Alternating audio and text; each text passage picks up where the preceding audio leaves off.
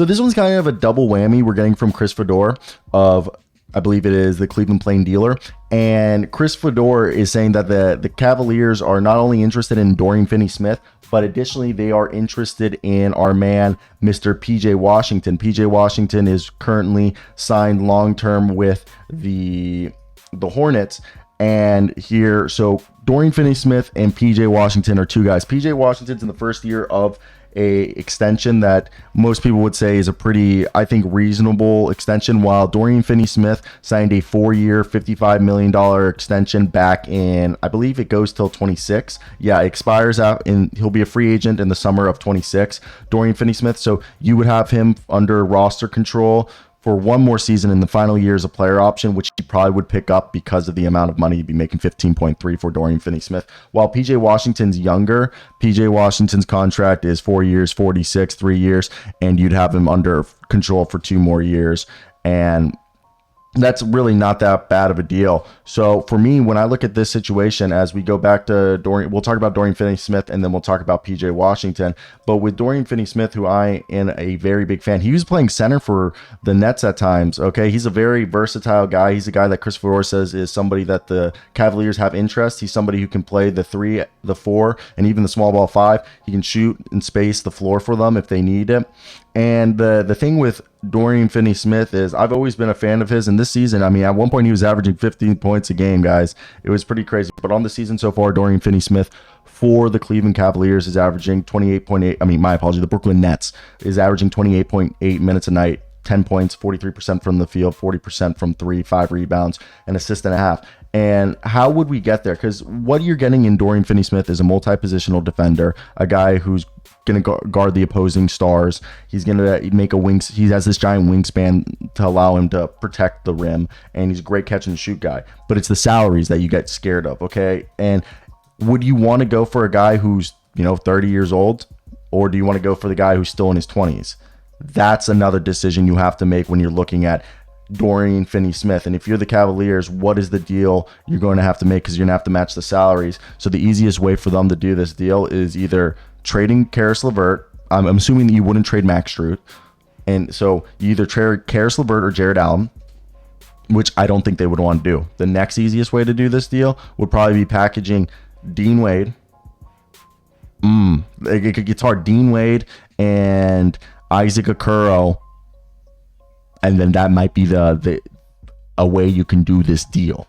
Now let's talk about PJ Washington. And I personally think if they're trying to win right now, I think Dorian Finney-Smith is probably the better option. But I think the long-term play, the guy who has more potential to be part of this core and really could turn into a bargain deal, I think is because I think PJ Washington will cost the same as Dorian Finney-Smith. Dorian Finney-Smith might be a little bit cheaper, but you're getting a guy in PJ Washington that, in my opinion, he's a combo forward. He's perfect for the modern day. He can be an oversized 3. He can be a perfectly sized 4, or he can even be a small ball 5. He's really strong, stout, solid catch and shoot guy. 6'7", 6'8", with 225 pounds on that frame, with a 7'2" wingspan. Great screener, underrated brick wall. He can finish around the rim, draw fouls.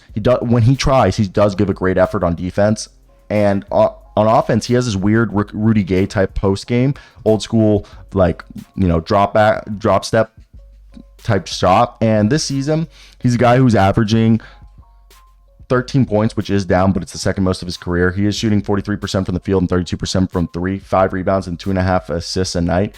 And he's a guy that if they were going to go out and get him, again, contract wise, he's similarly making as Dorian Finney-Smith this year. He's making specifically 16.8. So the Dorian Finney-Smith, Dean Wade, and Ty Jerome or somebody would have to be packaged there to make that deal. So I want to hear your guys' thoughts on this Cavaliers one. So the Cavs have a couple guys, Isaac Okoro, Karis LeVert, and Jared Allen as guys who could potentially be moved. I want to hear your thoughts down below. If you're a Cavs fan, hit that subscribe button. Down below in the description is the link to this article by Michael Scotto and Hoops Hype, talking about all the top NBA trade candidates. We're going one by one through it. So Rival NBA executives are monitoring Cavalier guard Donovan Mitchell's happiness in Cleveland. Mitchell is signed through the next season before a $37 million player option for the 25-26 season, which many around the league expect him to eventually decline, writes Michael Scott. But Cleveland wants to sign Mitchell to a long-term deal down the road and has no rush in making a move to trade him after they've got some offseason moves that seem to be working, with the addition of Max Strus and Georges Niang, giving them more shooting and spacing. Now, I think that's a good choice. They're doing the right things. They're playing it the slow game. They think that they can convince him, look around the NBA landscape, and at the last second, if they have to, they'll trade his ass. Now, look. Should the Cavaliers learn that Mitchell would consider eventually leaving in free agency, they could wait until the trade deadline next season to move him unless a Godfather offer is presented, they write. Hoops Hype. His bird rights would still be particularly valuable to teams over the salary cap attempting to acquire him to give a better chance of retaining him, even though he'd essentially be an expiring contract next season. Obviously, a team that would be trading for him would want to or know that he would more than likely stay with them, and instead of taking a cheaper offer to go somewhere that he'd rather be, like New York.